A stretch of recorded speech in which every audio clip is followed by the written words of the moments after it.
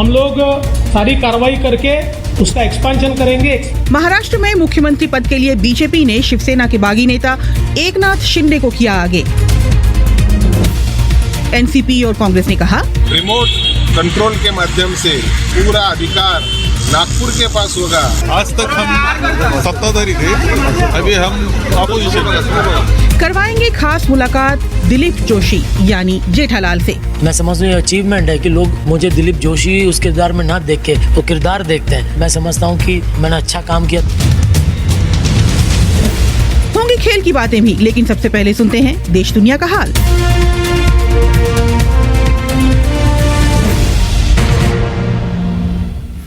राजस्थान के मुख्यमंत्री अशोक गहलोत ने आज उदयपुर में कन्हैयालाल के परिजनों से मुलाकात की। कन्हैयालाल के बेटे यश ने बताया कि मुख्यमंत्री ने आर्थिक मदद और सरकारी नौकरी देने की बात कही है। 28 जून को मोहम्मद रियाज और गौस मोहम्मद ने कन्हैयालाल की दुकान में घुसकर उनकी हत्या कर दी थी। इससे पहले उदयपुर में आज सुबह हजारों की संख्या में लोगों ने सड़क पर उतरकर नारेबाजी की और दोषियों के खिलाफ कड़ी कार्रवाई की मांग की। ऑल्ट न्यूज के को फाउंडर मोहम्मद जुबैर ने 4 दिनों की पुलिस रिमांड के खिलाफ दिल्ली हाईकोर्ट में अपील की है। 28 जून को दिल्ली के पटियाला हाउस कोर्ट ने मोहम्मद जुबैर को 4 दिनों की पुलिस हिरासत में भेजा था। दिल्ली हाईकोर्ट में इस मामले की सुनवाई शुक्रवार को होगी। इससे पहले आज दिल्ली पुलिस की एक टीम जुबैर को लेकर बेंगलुरु उनके घर पहुंची थी, जहां करीब 5 घंटे तक तलाशी ली गई। जुबैर को धार्मिक भावनाओं को आहत करने और नफरत फैलाने के आरोप में गिरफ्तार किया गया है। भारत के पूर्वोत्तर राज्य असम में बाढ़ की स्थिति चिंताजनक बनी हुई है। यहां बाढ़ से 31 लाख लोग प्रभावित हैं, जबकि बीते 24 घंटों में बाढ़ की वजह से कम 10 लोगों की मौत हुई है। मुख्यमंत्री हेमंत बिस्वा शर्मा ने इस मुद्दे पर राज्य के आला अधिकारियों के साथ बैठक की और राहत कार्य का जायजा लिया। थोड़ा वाटर लेवल रिसीड हुआ है, लेकिन जब अरुणाचल भूटान में बरसात होगा फिर दोबारा यहाँ होने का संभावना होता है। तो इसीलिए हम लोग एक लाइन मार के चलता हूँ कि 15 अप्रैल से 15 अगस्त, तो यही 3 महीना हमारे लिए सबसे खतरनाक होता है। यूएई के राष्ट्रपति शेख मोहम्मद बिन जायद अल नहयान ने कहा है कि विदेशियों से शादी करने वाली देश की महिलाओं को भी अब समान अधिकार दिए जाएंगे। यूएई ने यूएई मूल की महिलाओं के बच्चों को भी देश के अन्य नागरिकों की तरह शिक्षा और स्वास्थ्य से जुड़ी सुविधा देने का प्रस्ताव पारित किया है। विदेशियों से शादी करने पर यूएई में महिलाओं और पुरुषों के अलग अलग अधिकारों को लेकर लंबे समय से आलोचना होती रही है। रूस का कहना है कि वो ब्लैक सी में स्नेक आइलैंड से अपनी सेना वापस बुला रहा है। इस द्वीप पर रूस ने तब कब्जा किया था जब वो यूक्रेन पर आक्रमण की शुरुआत कर रहा था। रूस ने स्नेक आइलैंड से पीछे हटने को सद्भावना के तौर पर बताया है। वहीं यूक्रेन का कहना है कि भारी बमबारी की चपेट में आने की वजह से रूसी सैनिकों को जल्दबाजी में द्वीप खाली करने के लिए मजबूर होना पड़ा है। इस्राएल के सांसदों ने नवंबर में संसद भंग करने और नए चुनाव कराने के लिए मतदान किया है। अगर ऐसा होता है तो ये 4 साल से भी कम समय में 5वां चुनाव होगा। इस्राएल के पूर्व प्रधानमंत्री बेंजामिन नेतन्याहू ने, जिन पर भ्रष्टाचार का मुकदमा चल रहा है, वो सत्ता में लौटने की उम्मीद कर रहे हैं। श्रीलंका में मुद्रास्फीति लगातार 9वें महीने की रिकॉर्ड ऊंचाई पर पहुंच गई है। वहां आवश्यक वस्तुओं की कीमतें लगातार बढ़ रही हैं। श्रीलंका की सरकार विदेशी मुद्रा संकट का सामना कर रही है और जिसकी वजह से उसे भोजन, तेल और दवा के आयात के लिए संघर्ष करना पड़ रहा है। और पोलैंड ने बेलारूस के साथ अपनी सीमा पर एक नए स्टील बैरियर के निर्माण को पूरा करने की घोषणा की है। 5.5 मीटर ऊंची फेंसिंग यानी बाढ़ को एक प्रवासी संकट के बाद लगाने का फैसला किया गया था। प्रवासी संकट बढ़ने के दौरान पोलिश अधिकारियों ने यूरोपीय संघ की सीमा में घुसने की कोशिश करने वाले हजारों लोगों को रोक दिया था।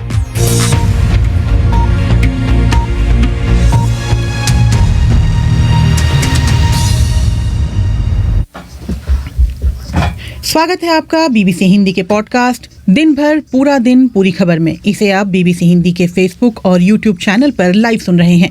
आपके साथ मैं हूं मानसी दास और मेरा नाम है अंजुम शर्मा। सबसे पहले एक बड़ी खबर आ रही है, आपको लिए चलते हैं महाराष्ट्र राजभवन, जहां पर एकनाथ शिंदे मुख्यमंत्री पद की शपथ लेने पहुंचे हैं। इस मौके पर देवेंद्र फडणवीस भी मौजूद हैं।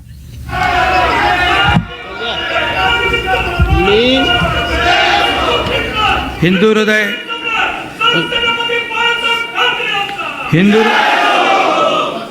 हृदय सम्राट बाळासाहेब ठाकरे, धर्मवीर आनंद दिघे साहेबांच्या आशीर्वादाने मी एकनाथ संभाजी शिंदे ईश्वर साक्ष शपथ घेतो की कायद्याद्वारे स्थापित झाले आहे अशा भारतीय संविधानाबद्दल मी खरी श्रद्धा व निष्ठा बाळगीन. मी भारताची सार्वभौमता व एकात्मता उन्नत राखीन. मी महाराष्ट्र राज्याचा मुख्यमंत्री म्हणून माझी कामे निष्ठापूर्वक व शुद्ध बुद्धीने पार पाडीन आणि संविधान व कायदा यानुसार सर्व तऱ्हेच्या लोकांना मी निर्भयपणे व निस्पृहपणे तसेच. इससे पहले शिवसेना के बागी नेताओं का नेतृत्व कर रहे एकनाथ शिंदे ने आज मुंबई में बीजेपी नेता देवेंद्र फडणवीस से मुलाकात की थी और दोनों ने राजभवन पहुंचकर राज्यपाल भगत सिंह कोश्यारी के सामने सरकार बनाने का दावा पेश किया था. और इसके बाद देवेंद्र फडणवीस ने क्या कहा था, सुनिए. भारतीय जनता पार्टी के हमारे गुट ने उनको पूरा समर्थन दिया. हमारे 106 और उसके साथ साथ उनके साथ और हमारे साथ जो इंडिपेंडेंट्स और छोटी पार्टियां हैं, इन सभी के समर्थन का पत्र आज हमने सौंपा है. हम लोग सारी कार्रवाई करके उसका एक्सपांशन करेंगे. एक्सपांशन के समय जो ज्येष्ठ वरिष्ठ लोग हैं, जो हमारी पार्टी तय करेगी या उनकी पार्टी तय करेगी, ऐसे लोगों को मौका दिया जाएगा और मंत्रिमंडल का. देवेंद्र फडणवीस ने कहा था कि वो पार्टी को बाहर से सरकार को समर्थन देगी. लेकिन मानसी, इसके बाद खबर आई कि केंद्रीय गृह मंत्री अमित शाह ने एक ट्वीट किया और लिखा कि भाजपा अध्यक्ष जेपी नड्डा के कहने पर देवेंद्र फडणवीस ने बड़ा मन दिखाते हुए महाराष्ट्र राज्य और जनता के हित में सरकार में शामिल होने का निर्णय लिया है. ये निर्णय महाराष्ट्र के प्रति उनकी सच्ची निष्ठा व सेवाभाव का परिचायक है. इसके लिए उन्होंने हृदय से उनको बधाई दी है. यानी ये तय है कि देवेंद्र फडणवीस महाराष्ट्र के डेप्यूटी सीएम बन रहे हैं. अब सीधे चलते हैं बीबीसी संवाददाता दीपाली जगताप के पास, जो एकनाथ शिंदे के घर के सामने मौजूद हैं. दीपाली का लाइन शायद कट गया है. और हम सबसे पहले ये जानते हैं कि संजय राउत ने इससे पहले क्या कहा था. संजय राउत ने बताया था कि उद्धव ठाकरे ने इस्तीफा सौंप दिया है और उन्होंने बताया था कि कोर्ट ने जो फैसला दिया था उसके बाद उद्धव ठाकरे ने इस्तीफा सौंपा है.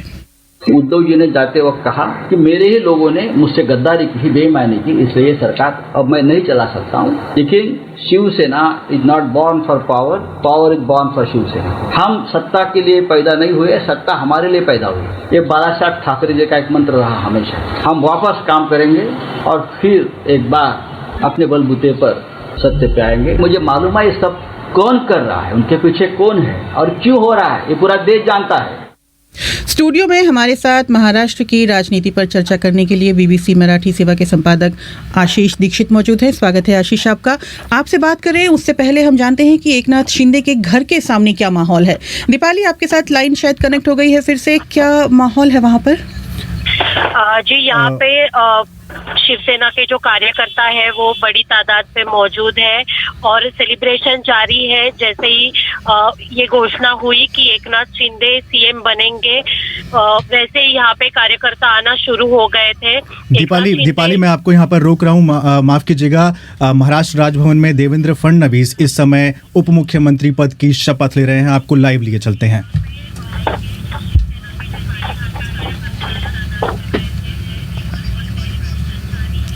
लग रहा है हम लाइन तो कुछ तकनीकी दिक्कत की वजह से, लेकिन मैं आपको जितने लिसनर्स हैं मैं यहाँ बता दूं. अशा भारतीय संविधानाबद्दल मी खरी श्रद्धा व निष्ठा बाळगेन. मी भारताची सार्वभौमता व एकात्मता उन्नत राखीन. मी महाराष्ट्र राज्याचा उपमुख्यमंत्री म्हणून माझी कामे निष्ठापूर्वक व शुद्ध बुद्धीने पार पाडीन आणि संविधान व कायदा यानुसार. तो ये देवेंद्र फडणवीस थे और महाराष्ट्र राजभवन में इस समय उप मुख्यमंत्री पद की शपथ ले रहे हैं. दीपाली हमारे साथ जुड़ी हुई हैं. दीपाली, हाँ, आप माहौल के बारे में कुछ बता रही थी. जी, तो यहाँ पे फिलहाल सेलिब्रेशन शुरू है क्योंकि एक तरफ सब कार्यकर्ता ये लाइव देख रहे हैं कि शपथ ग्रहण का जो समारोह है वो हो रहा है और दूसरी तरफ यहाँ पे ढोल बजाए जा रहे हैं, मिठाइयाँ बांटी जा रही है और कार्यकर्ता यहाँ पे आना शुरू हो गए हैं. हालांकि एकनाथ शिंदे जी की जो उनका परिवार है वो फिलहाल मुंबई में राजभवन में उपस्थित है। शायद वो जब यहाँ पे आएंगे उनका परिवार तो और बड़ी तादाद पे यहाँ पे सेलिब्रेशन होगा ऐसे कहा जा रहा है।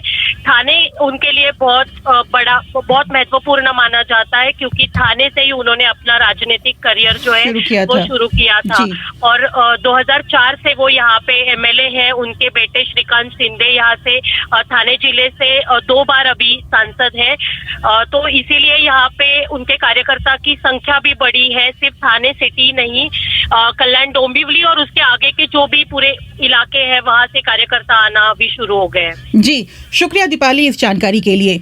आशीष, आप हमारे साथ स्टूडियो में मौजूद हैं। सबसे पहले ये बताइए कि जिस तरह आज कुछ ही मिनटों में राजनीति पलटी, पहले बताया गया कि बीजेपी बाहर से समर्थन करेगी, फिर जेपी नड्डा का बयान आया कि देवेंद्र फडणवीस को बनना चाहिए उप मुख्यमंत्री, और फिर अमित शाह का ट्वीट आ गया। क्या कहेंगे आप? कहानी में ट्विस्ट के ऊपर ट्विस्ट आ रहे हैं क्योंकि अभी आज दिन में ही पहला ट्विस्ट तो ये आया कि लग रहा था कि देवेंद्र फडणवीस चीफ मिनिस्टर होंगे, लेकिन उन्होंने एक गूगली बॉल पूरे मीडिया को डाल दिया और उन्होंने कहा कि एकनाथ शिंदे चीफ मिनिस्टर बनेंगे। और तब उन्होंने ये कहा था कि वो सरकार में शामिल नहीं होंगे। जी। इसका मतलब यह है कि भाजपा के नेता शामिल होते लेकिन देवेंद्र फडणवीस उनके हाथ में रिमोट कंट्रोल रहता वो। लेकिन बाद में पहले तो अमित शाह का ट्वीट आया और उसके बाद जेपी नड्डा ने अभी थोड़ी देर पहले जो साउंड बाइट दिया है उसके वर्ड्स बड़े इंटरेस्टिंग है। उन्होंने कहा है कि पार्टी ने देवेंद्र फडणवीस को निर्देशित किया है जी कि वो उप मुख्यमंत्री हो। तो ये बड़ी इंटरेस्टिंग बात है क्योंकि देवेंद्र फडणवीस जैसा आदमी जो सीएम रह चुका है, जिनका कद इतना बड़ा है, वो अब एकनाथ शिंदे जैसे कम एक्सपीरियंस्ड आदमी के, मतलब उनके एकनाथ शिंदे के पास एक्सपीरियंस तो है लेकिन पॉलिटिकल वेट उतना नहीं है जितना देवेंद्र का है। तो political light weight chief minister की कैबिनेट में वो डिप्टी चीफ मिनिस्टर बनेंगे। तो अभी मतलब सभी को ये बहुत बड़ा शॉक लगा है कि ऐसा क्या हो गया कि मोदी, शाह और नड्डा ने देवेंद्र फडणवीस को डिप्टी चीफ मिनिस्टर बनने के लिए कहा, क्योंकि वो तो खुद को इन सारी चीज़ों के परे दिखा रहे थे। उन्होंने जो प्रेस कॉन्फ्रेंस की उसमें तो उन्होंने दिखाया कि मैं तो मतलब मुझे तो कोई पद नहीं चाहिए, मैं सारी चीज़ों के परे हूँ। लेकिन मुझे लगता है कि बाद में ये केंद्रीय नेतृत्व है उन्हें लगा कि देवेंद्र फडणवीस का कैबिनेट में होना ज़रूरी है और इसलिए फिर उन्हें बाद में कहा गया कि वो शपथ लें। आशीष, देवेंद्र फडणवीस को इस पूरे घटनाक्रम का चाणक्य के तौर पर बताया जा रहा था। आपको लगता है कि चाणक्य के दिमाग में कोई और नीति चल रही है, इसलिए एक कदम पीछे लेकर वो किसी और को आगे कर रहे हैं? देखिए, देवेंद्र फडणवीस को अगर डेप्यूटी सीएम बनना होता तो वो तभी बता देते। मुझे ऐसा लगता है कि ये बाद में चेंज हुआ है और ये चाणक्य जो दिल्ली में बैठा है उन्होंने चेंज किया है। वो क्यों किया है वो हमें बाद में पता चलेगा। लेकिन देवेंद्र फडणवीस का बड़ा सिंपल है, क्योंकि देवेंद्र फडणवीस के ऊपर 2 आरोप लग रहे थे सबसे बड़े। एक तो कि उन्होंने एक शिवसैनिक को मुख्यमंत्री पद से उतार दिया। कल जो बहुत इमोशनल भाषण उद्धव ठाकरे ने भी किया इस्तीफा देते समय, उन्होंने कहा कि आपको पाप लगेगा, मतलब उनके ये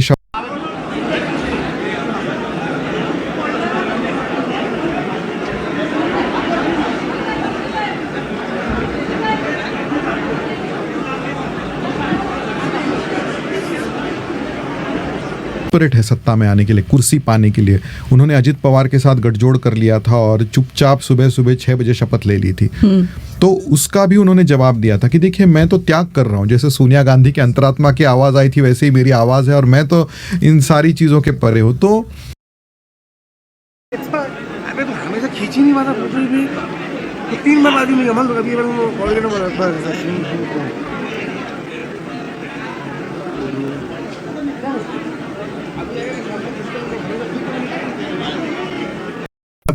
हुआ। मतलब आप सोचिए 2.5 साल पहले उद्धव ठाकरे और देवेंद्र फडणवीस के बीच में किस चीज के ऊपर प्रॉब्लम था? सिर्फ चीफ मिनिस्टर के ऊपर। तो उनको कहना था कि हमें चीफ मिनिस्टर का पोस्ट चाहिए, 2.5 साल आप लीजिए, 2.5 साल आप लीजिए। देवेंद्र ने कहा नहीं, पूरे 5 साल मैं ही चीफ मिनिस्टर। वो ये नहीं कह रहे थे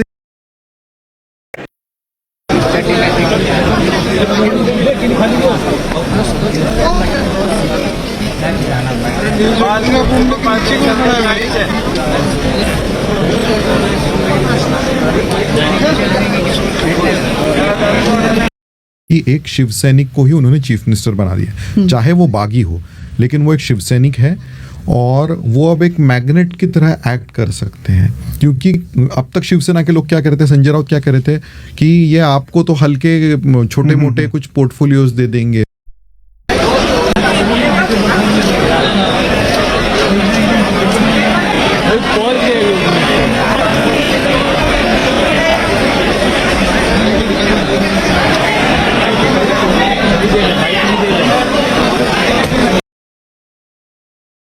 शिवसेना वर्सेस शिवसेना ये फाइट होने वाली है कि सच रियल शिवसेना कौन है, रियल शिवसेना और कौन उसमें मुझे लगता है ये जो बीजेपी फ्रेंडली शिवसेना है, जैसे हमने तमिलनाडु में भी देखा था कि AIADMK के OPS EPS दो फैक्शन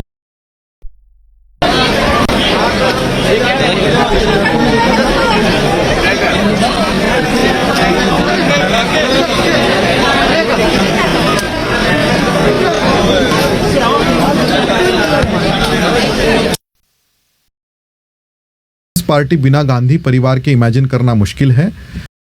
जैसे कि आप BJD बिना पटनायक फैमिली के इमेजिन करना मुश्किल है, या अन्ना DMK जयललिता के बिना, वैसे ही मुझे लगता है कि ठाकरे फैमिली के बिना कोई भी सेना बहुत मुश्किल है। और एक ना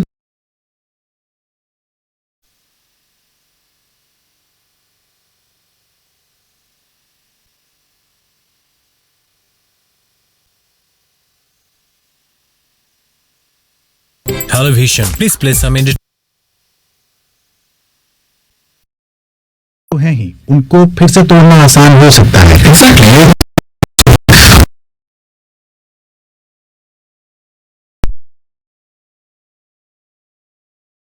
शिवसेना जो है उनको ये पता है कि शिवसेना की स्पेस वो नहीं ले सकते। आप ये कि बागी विधायक तो हैं ही, उनको फिर से तोड़ना आसान हो सकता है। एग्जैक्टली ये एक रीजन हो सकता है। आप ये सोचिए कि ये दूर की जो राजनीति भारतीय जनता पार्टी सोच रही है कि उनको शिवसेना जो है, उनको ये पता है कि शिवसेना की स्पेस वो नहीं ले सकते। आप ये समझिए कि जो लोग मराठी के मुद्दे पे वोट देते हैं, जो प्रादेशिकता के मुद्दे पे वोट देते हैं, वो लोग भाजपा को नहीं दे सकते, क्योंकि भाजपा मराठी नहीं कर सकती, वो शिवसेना ही करेगी। तो वो स्पेस रखनी है, लेकिन वो ऐसे तरीके से रखनी है कि वो फ्रेंडली रहे। तो शिवसेना मतलब भाजपा चाहती है कि शिवसेना रहे, लेकिन उनकी वाली शिवसेना रहे, इसकी ये कोशिश है। यानी हम ये कहें कि इस पूरे मामले में बीजेपी की ये कोशिश है कि अगले चुनावों की तैयारी के लिए उसके लिए थोड़ी आसानी हो। बिल्कुल। और अगले चुनाव मतलब विधानसभा के नहीं, अभी सबसे बड़े चुनाव तो अभी 3-4 महीने में आएंगे, जो मुंबई के चुनाव है। BMC जो है उसका बजट कई स्टेट्स से बड़ा है, और सिर्फ BMC के ही चुनाव नहीं, पूरे 2-2.5 साल में कोविड के चक्कर में जो चुनाव नहीं हो सके, तो पूरा अर्बन महाराष्ट्र में पोल्स होंगे। मुंबई, थाने, पुणे, नासिक, नागपुर, आप कोई भी बड़ा शहर बताइए, औरंगाबाद, सब जगह पे चुनाव है। और वो सारे अर्बन पोल्स जो है, जिसमें लगभग 40-45% महाराष्ट्र, 40% महाराष्ट्र का वोटिंग होगा, उसमें उन्होंने ये मतलब वो सोचते हुए भी उन्होंने किया है, क्योंकि ये मुंबई रीजन का चीफ मिनिस्टर है जो उन्होंने बनाया है। जी, जानकारी के लिए शुक्रिया आशीष दीक्षित। अंजुम, महाराष्ट्र की महाविकास अघाड़ी सरकार में शिवसेना के साथ गठबंधन में कांग्रेस और एनसीपी जी। आज इस घटनाक्रम पर एनसीपी की कोई प्रतिक्रिया आई है? एनसीपी प्रवक्ता महेश तापसे की प्रतिक्रिया आई है। रिमोट कंट्रोल के माध्यम से पूरा अधिकार नागपुर के पास होगा, ऐसी व्यवस्था भारतीय जनता पार्टी ने कर। आज असली शिवसेना कौन सी, इसके संदर्भ में कोई निर्णय नहीं हुआ। बागी विधायक खुद अपनी पहचान असली शिवसेना बताते हैं, तो क्या उद्धव ठाकरे साहब, आदित्य ठाकरे साहब शिवसेना नहीं है क्या? कानूनी दांवपेच इस संदर्भ में बढ़ेंगे, ऐसा हमें लगता है। आज प्रदेश कांग्रेस लेजिस्लेटिव पार्टी की भी बैठक हुई, जिसके बाद कांग्रेस नेता बाला साहब थोराट ने कुछ बयान दिया है। कांग्रेस उद्धव ठाकरे गुट का साथ देगी, वो ये कहते हुए मानसी नजर आए। कांग्रेस लेजिस्लेटिव पार्टी की मीटिंग थी, सब हमारे MLA थे, वो तो आने वाले थे कॉन्फिडेंस मोशन के लिए, तो हमारे उनके साथ हम बैठे और आगे का प्लान किया। आज तक हम सत्ताधारी थे, अभी हम अपोजिशन में। आप सुन रहे हैं BBC हिंदी का पॉडकास्ट दिन भर पूरा दिन पूरी खबर। इसे आप BBC हिंदी के फेसबुक और YouTube चैनल पर लाइव सुन रहे हैं।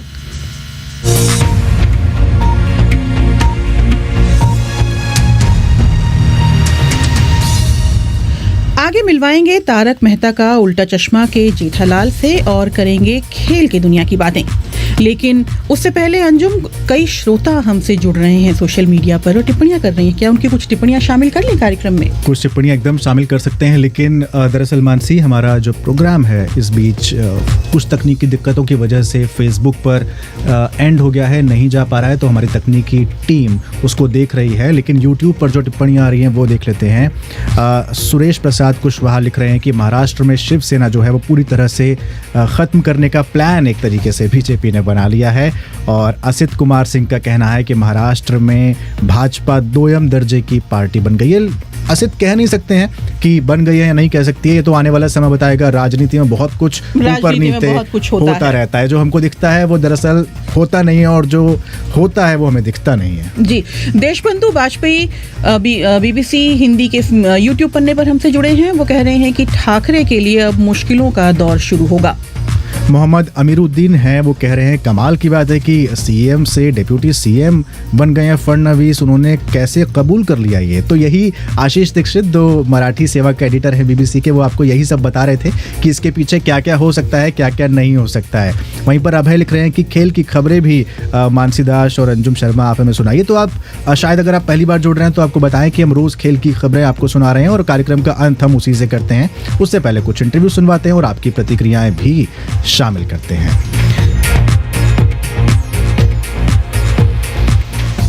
मानसी, तारक मेहता का उल्टा चश्मा देखती हैं? हाँ, मैंने उसके 1-2 एपिसोड देखे हैं। कुछ कैरेक्टर बताइए आपका, कुछ फेमस। दयाबेन, ये एक ही कैरेक्टर याद है जो कि पिछले काफी समय से सीरियल में है नहीं, और सब लोग पूछ रहे हैं कब आएंगी दयाबेन कब आएंगी। तो महाराष्ट्र में शूटिंग होती है वैसे उसकी। अब महाराष्ट्र की बात चल रही है। देखिए, आज हम इंटरव्यू भी जो सुनवाने जा रहे हैं वो वहीं का लगा हुआ सेट है, वहीं का सब कुछ सुनाने जा रहे हैं। तो तारक मेहता का उल्टा चश्मा में जेठालाल की भूमिका जिन्होंने निभाई है उनका नाम है दिलीप जोशी। उनसे बात की बीबीसी संवाददाता मधुपाल ने। ये शो कई मायने में काफी स्पेशल है। 14 साल से हम देख रहे हैं जेठालाल का किरदार, 14 साल से आप निभा रहे हैं। क्या कहेंगे? और हर बार एक नयापन लाना, उससे बरकरार करना और उसमें अपने ही किरदार में कुछ नयापन लाना, वो कितना मुश्किल है, ये जरूर जानना चाहूंगी मैं। उसी का तो मजा है एज एन एक्टर। कई मुझे पहले भी पूछा गया है कि आप लगातार यही रोल करते आ रहे हैं इतने लंबे समय से, आप बोर नहीं हो जाते? तो मेरा जवाब यही है कि हर रोज ये चैलेंज है कि वही किरदार है, वही सेट है, वही को एक्टर्स है, मतलब वही रोल है। तो इसमें और नया क्या कर सकते हैं? और भगवान की कृपा से हर बार हर सीन में कुछ ना कुछ नया मिल ही जाता है। बड़ा मजा आता है, एक चैलेंज भी है। तो जब आप कुछ नया सोचते हैं, कुछ नया आप करते हैं, तो एज एन एक्टर भी वो एक फुलफिलिंग फीलिंग है कि हाँ कुछ अच्छा किया, कुछ मजा आया सीन करने का। जिस तरीके से पर्सनालिटी आपकी है, हमने आपको देखा है किस बेहतरीन तरीके से काम करते आए हैं। यही एक वजह है कि आप इतने सालों से एक शो के साथ जुड़े हैं, क्योंकि इस शो में एक कहीं ना कहीं फैमिली, परिवार, इसे घर घर का शो मानने लगा है। नहीं, बिल्कुल, मैं तो कहता हूँ ये शो अभी लोगों के आशीर्वाद से ही चल रहा है, क्योंकि हम जहाँ भी जाते हैं लोग मिलते हैं, इतने प्यार से मिलते हैं, इतने दिल से आशीर्वाद देते हैं हमें, और हमेशा यही कहते हैं कि ये शो कभी बंद नहीं होना चाहिए। तो यही उनका प्यार है, उनका आशीर्वाद है जो हमें ऊर्जा देता है और अच्छा काम करने के लिए और प्रोत्साहित करते हैं। उन्हीं के प्रोत्साहन की वजह से हम आज भी मतलब लगे पड़े हैं। जी, और जब आप मॉल जाते हैं अपनी फैमिली के साथ, तो कभी ऐसा हुआ है कि फैंस आ गए हों जेठालाल और आपकी फैमिली कहाँ है, दया बहन कहाँ है, ये सब सवाल आपसे पूछे हों? हाँ, वो तो बट नेचुरल है। मतलब इसके पहले भी मैं जब भी कोई सीरियल करता था तो हमेशा से ये रहा है कि जो मैं किरदार निभाता हूँ तो लोग उसी किरदार के नाम से मुझे जानते हैं, पहचानते हैं, बुलाते हैं मॉल वगैरह में अगर जाते हैं तो ये एज एन एक्टर ये एक बहुत ही फुलफिलिंग एक्सपीरियंस है। और मैं समझता हूँ अचीवमेंट है कि लोग मुझे दिलीप जोशी उस किरदार में ना देख के वो किरदार देखते हैं। मैं समझता हूँ कि मैंने अच्छा काम किया तब लोग मुझे उस किरदार में देख पाते हैं। हर किरदार में लोग आपसे रिलेट कर देते हैं, तो कुछ तो बात है आप में और ऑडियंस के बीच में जो कनेक्शन है, उसके बारे में क्या कहेंगे? हमेशा मेरा एक ऑनेस्ट अप्रोच रहा है। अच्छा बुरा तो भगवान के हाथ में है या ऑडियंस के हाथ में है। मैं हमेशा से ये सोचता हूँ कि मैं जो भी किरदार निभाऊँ 100% निष्ठा से निभाऊँ, कि उसमें कहीं मैं कोई मतलब आलस नहीं करता हूँ, या कोई भी एक सीन हो, कोई भी एक मुझे मौका दिया जाता है तो मैं उसमें लेट बैक एटीट्यूड मेरा नहीं है कि चलो अभी ठीक है, हिट हो गया तो चलता है, अभी कुछ भी कर लेंगे तो चल जाएगा। ऐसा आज तक मतलब मेरा विचार कभी मुझे आया ही नहीं भगवान की कृपा से। मैं हमेशा से मेरा यही रहा है कि मैं इसमें 100% से ज़्यादा क्या दे सकता हूँ। तो मुझे लगता है कि ये जो मेरा ऑनेस्ट अप्रोच है वो शायद लोगों तक पहुंचता है, लोग उसको वापस रिलेट करते हैं, रेसिप्रोकेट करते हैं। जी, आखिरी सवाल यही है कि आपको सबने पूछा होगा ये सवाल, दया बहन कब आने वाली है, क्योंकि सबको बेसब्री से जोड़ी का इंतजार है। जी बिल्कुल, अभी इसका जवाब तो आसिफ भाई दे सकते हैं, क्योंकि हम भी आसिफ भाई से वही पूछते हैं रोज कि दया कब आ रही है। लेकिन ये जो शुरुआत से हम देखते आ रहे हैं ना, टप्पू सेना को बड़े होते हुए देखकर, लाइक ये बहुत कम ही ऐसे शोज के साथ होता है। आपकी नज़र में यूएसबी अगर पूछें तो क्या है जो लगता है कि ये आपको और ये पूरी शो को एक खास बना दिया है? मुझे लगता है कि ये जो कैरेक्टर्स की जो इनोसेंस है, वो मुझे लगता है कि सबसे ज़्यादा बड़ी यूएसपी है जो लोगों के साथ क्लिक हुई है। और of course well defined characters हैं। तारक भाई मेहता जो हमारे गुजराती के ह्यूमरिस्ट, जिन्होंने ये सारे कैरेक्टर्स बनाए, इतने उन्होंने वेल डिफाइंड कैरेक्टर्स बनाए हैं। तो इस तरह हर एक उसके लिए, और फिर से मतलब गोकुलधाम में हर प्रांत का एक फैमिली दिखाया गया है, तो वो भी एक यूनिक वो है कि एक मिनी इंडिया, पैन इंडिया, सब के लिए कुछ ना कुछ, मतलब जो रिलेट करने के लिए कुछ ना कुछ है। जेठालाल यानी दिलीप जोशी से बात कर रही थी बीबीसी संवाददाता मधुपाल।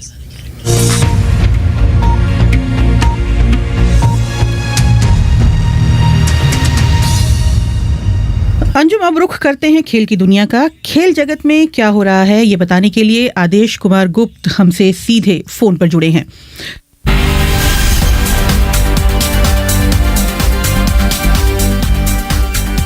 आदेश जी, क्रिकेट में कल इंडिया इंग्लैंड टेस्ट शुरू होने वाला है, किसकी कप्तानी में भारतीय टीम मैदान में उतरेगी?